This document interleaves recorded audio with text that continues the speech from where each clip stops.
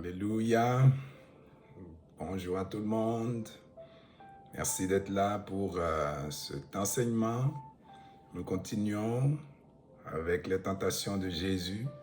Et j'aimerais prier avant de continuer pour cet enseignement. Père Saint, Dieu bon et puissant, merci pour ces précieux moments que nous pouvons avoir. Seigneur, je te rends gloire pour ces partages et pour tous ceux que tu emmèneras à écouter. Merci pour ton esprit qui dispose de toutes choses. Que ces temps soient véritablement des temps d'édification, que ces enseignements, ces partages édifient ceux qui les écoutent. Seigneur, sois béni à travers tout cela. Que toute la gloire te revienne au nom de Jésus. Amen. Alors nous continuons et nous allons poursuivre avec la deuxième tentation. Nous avions parlé de ce que le diable pouvait utiliser plusieurs moyens. Donc amener la tentation en venant dans une situation de la vie dans laquelle nous sommes, ou préparer tout un contexte afin d'emmener la tentation. Et c'est cela que nous voyons dans la deuxième tentation. Et là, on a vu que le diable a préparé un contexte à déplacer Jésus. Aujourd'hui, j'aimerais regarder avec vous ce contexte-là pour la deuxième tentation. Donc, ce qu'on lit dans cette tentation, c'est il transporta Jésus dans la ville sainte, le plaça sur le haut du temple. Et après, il a dit, après avoir demandé, il a dit, car il est écrit. Donc, c'est ces trois éléments-là que je voulais qu'on regarde dans la ville sainte, le plaça sur le haut du temple, et car il est écrit.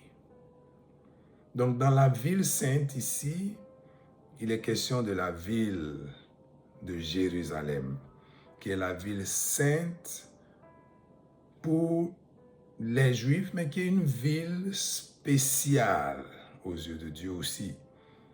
Donc, la ville sainte, c'est Jérusalem, le haut du temple. Donc, le temple, c'est le lieu que je peux qualifier de lieu le plus saint, où l'adoration de Dieu est apportée, où le peuple de Dieu, les Juifs, adoraient Dieu, effectuaient tout ce qu'il fallait, que Dieu avait donné dans la loi de Moïse. Donc, dans la ville sainte, sur le haut du temple, et le diable va ajouter « car il est écrit ». Quand on regarde tout ça, on se rend compte que l'ennemi s'est arrangé pour transporter Jésus dans un contexte qui donne l'impression que le secteur, le lieu est saint, Dieu est présent et que le Seigneur, Dieu, allait agir si Jésus se tournait à faire ce que le diable lui demandait. Donc tout paraît saint dans cette tentation, un contexte de sainteté. Souvenons-nous que dans la première tentation, le diable a demandé à Jésus de transformer les pierres en pain et Jésus lui a répondu « Il est écrit ». Alors dans cette deuxième tentation, le diable prend de l'avance pour dire à Jésus « Car il est écrit ». Parce qu'il s'est rendu compte que Jésus utilisait la parole de Dieu pour le vaincre, lui citait les Écritures. Là, il prend de l'avance pour dire ce que je te demande, de toutes façons, c'est écrit. Mais nous savons que le diable si je peux le dire ainsi, connaît les Écritures, il sait ce qui est écrit, mais il n'en a pas la vraie connaissance. Il n'a pas l'Esprit de Dieu pour comprendre ce que Dieu est en train de dire vraiment dans les Écritures. Alors il peut l'utiliser pour atteindre des buts qui ne sont pas ceux de Dieu. Mais dans cette tentation, ce que nous voyons, que le diable amène Jésus dans la ville sainte, sur le haut du temple, le lieu le plus saint, qu'il cite en plus les Écritures, c'est comme préparer un cadre, dire à Jésus, ici, on est avec tout ce que Dieu dit. Et Dieu est présent. Donc jette-toi, et c'est ce qu'il a demandé, jette-toi du haut de ce temple, car il est écrit que les anges vont le porter. Donc, ce qu'on voit ici, c'est que le diable n'a pas peur d'aller tenter sur le terrain religieux. Je vais dire religieux parce que c'est de ça qu'il s'agit. Il est allé sur le terrain religieux parce que pour lui, Jésus, ayant utilisé la parole, s'est positionné dans un cadre religieux.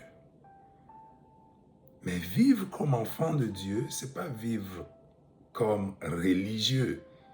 C'est vivre la vie spirituelle que Dieu nous a donnée. Ce n'est pas suivre une religion. Ce n'est pas faire des actions en suivant une religion,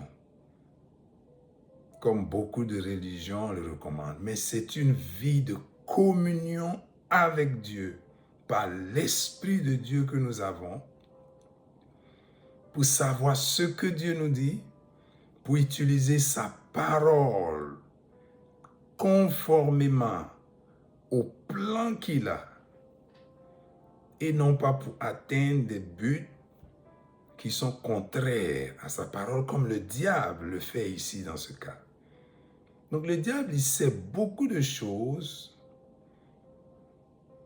Il connaît les comportements religieux que nous pouvons avoir.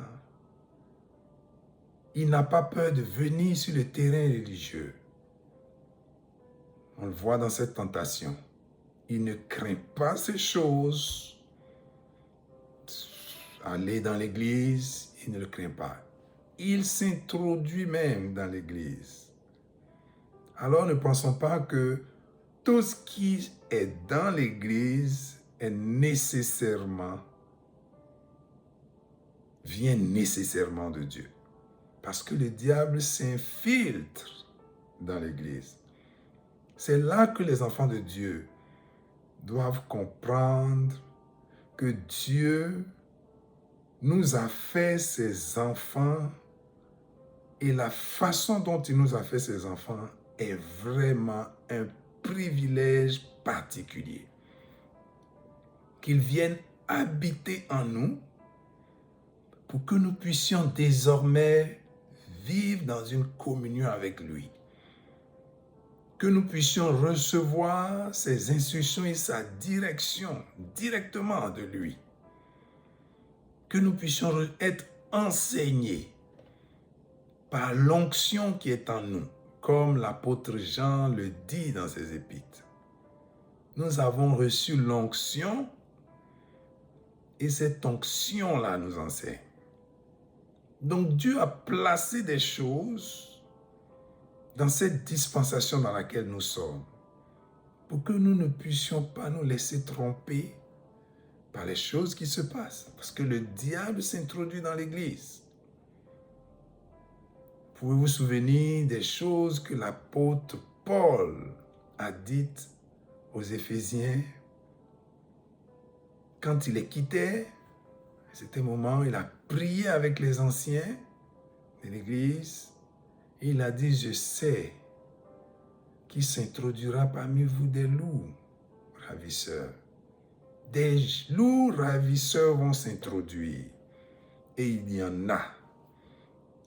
Mais comment nous, les enfants de Dieu, nous pouvons demeurer dans ce que Dieu a pour nous, en développant cette communion que nous avons avec lui par l'esprit qu'il a placé en nous, en nous attachant à sa parole.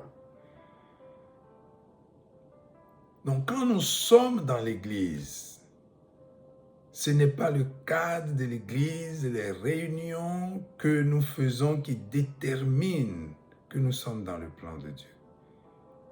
Ce qui va faire l'église authentique, c'est ce que ceux qui la constituent sont réellement et vont faire en se basant sur ce que Dieu veut. Donc, c'est quelle place est-ce qu'on accorde dans nos cœurs et dans l'assemblée, lorsque nous assemblons, à la parole de Dieu? Est-ce qu'elle fait vraiment autorité dans notre vie? Et quelle place est-ce qu'on accorde à l'Esprit de Dieu dans nos vies et dans nos assemblées? Si nous donnons toute la place à la parole de Dieu dans notre vie, nous ne résistons pas à la parole de Dieu pour satisfaire à notre égoïsme. Si nous laissons l'Esprit de Dieu prendre la place, alors l'Église va être vivante parce que la place est donnée à Dieu pour opérer. Nous avons besoin d'être tout le temps préparés, être prêts à tout moment, c'est ça que je veux dire. Parce que le diable travaille et il va même dans les lieux saints. Il n'a pas peur d'aller dans les lieux saints. La parole de Dieu nous dit qu'il se déguise en ange de lumière. Nous le voyons dans 2 Corinthiens chapitre 11, les versets 13 à 14. Et là nous lisons: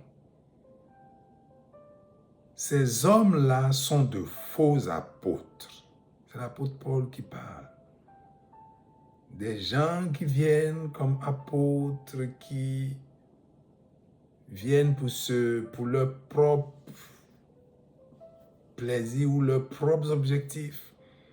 Il dit: ces hommes-là sont des faux apôtres, des ouvriers trompeurs, déguisés en apôtres de Christ.